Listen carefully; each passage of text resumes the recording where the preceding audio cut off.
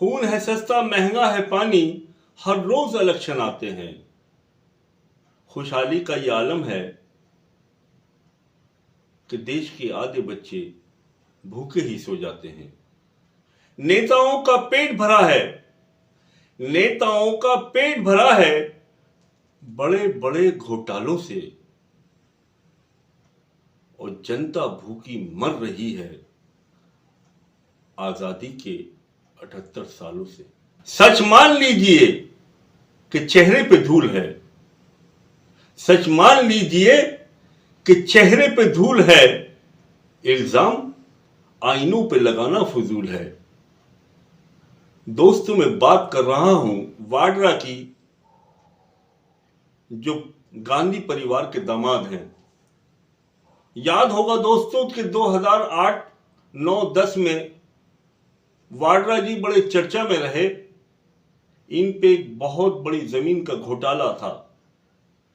हरियाणा के अंदर इन्होंने एक जमीन, सरकारी जमीन कौड़ियों के भाव खरीदी और विपक्ष ने इसको हाथों हाथ ले लिया। विपक्ष उस टाइम बड़ा मजबूत विपक्ष होता था भाजपा, और भाजपा ने इसको एक बड़ा मुद्दा बनाया और वाड्रा को खींचना शुरू कर दिया।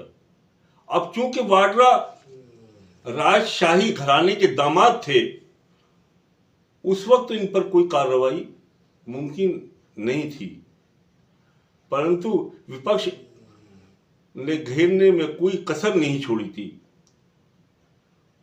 लेकिन कुछ सालों के बाद में सत्ता परिवर्तन होता है।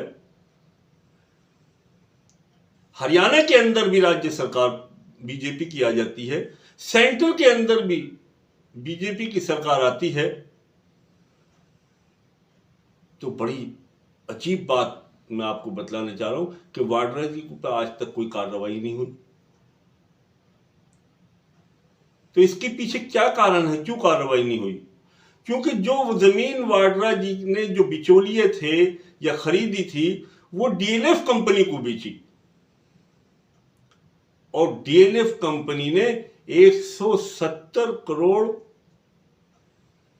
बीजेपी को दान दिया, चंदा दिया। आज वही वाड्रा जी हैं जो आज अमेठी से चुनाव लड़ने की अपना इच्छा जाहिर कर रहे हैं। तो बात समझ में यह आती है कि विपक्ष का दामाद हो या विपक्ष का नेता हो, या तो आप चंदा दे दो या हमारे पाले में खड़े हो जाओ।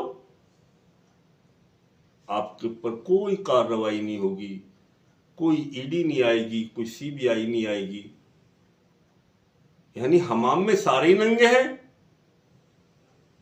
कांग्रेस थी तो उस पर भी बहुत बड़े बड़े घोटाले खुलते थे, और बीजेपी है तो बीजेपी के घोटाले क्या बीजेपी के जाने के बाद खुलेंगे?